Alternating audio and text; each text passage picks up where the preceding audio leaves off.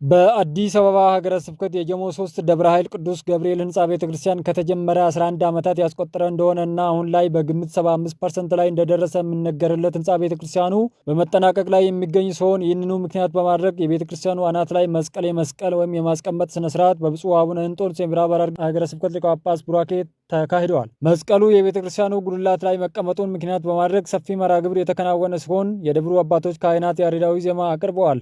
በመቀጠልም በተለያዩ መምህራን ትምህርተ ወንጌል ተሰጥቷል። የደብሩ አስተዳዳሪ መላከ ገነት አባ ልሳነ ወርቅ በበኩላቸው ቤተክርስቲያኑ በ2004 ዓ.ም ተመስርቶ በ2007 ዓ.ም አዲሱ ህንፃ ቤተክርስቲያን ተጀምሮ እዚህ ደረጃ ላይ የደረሰበት መሆኑን ገልጸዋል። ይሄ ደብር የተመሰረተው ከማህደር እንደተረዳ ነው 2004 ዓ.ም ተመስርቶ አገልግሎት የጀመረው ጥቅምት ወር 2005 ዓ.ም አገልግሎት ጀመረ። የህንፃ ቤተክርስቲያኑ በ2007 ዓመተ ምህረት መሰረት ድንጋይ ተጥሎ 2008 ስራ እንደተጀመረ ቁፋሮ እንደተጀመረ በዚሁም ተያይዞ ትንሽ መሰረቱ እንደወጣ 1 ለ3 ለ4 ዓመት አካባቢ ከቆመ በኋላ የዛሬ 3 ዓመት ማለትም 2015 ዓመተ ምህረት እንደገና ይሄ ቅጠሉ ተጠርጎ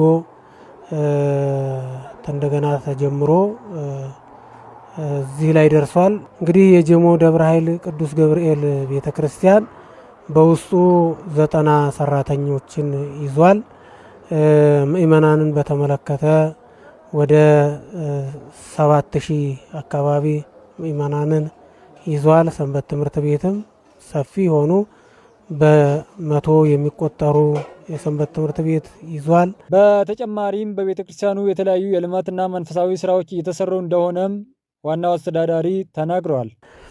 በልማቱም ረገድ በዘንድሮ ዓመት የነበረው ፍኖተ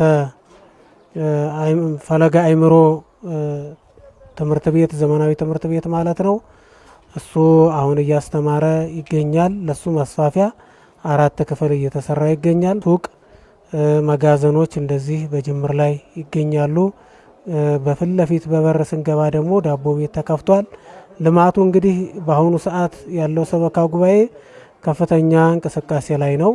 ስብከተ ወንጌልን በተመለከተ በዚህ ቦታ ላይ ልዩ ስብከተ ወንጌል ነው ያለው። ልዩ ጉባኤ ነው ያለው። በሌላ በኩል ደግሞ ህንፃ ቤተክርስቲያኑ ተጠናቆ በአጭር ጊዜ ውስጥ ለአገልግሎት እንዲበቃ ህዝበ ክርስቲያኑ አስፈላጊውን እገዛና ትብብር እንዲያደርጉ መልእክታቸውን አስተላልፈዋል። በውጪ በሀገር ውስጥ ባሉ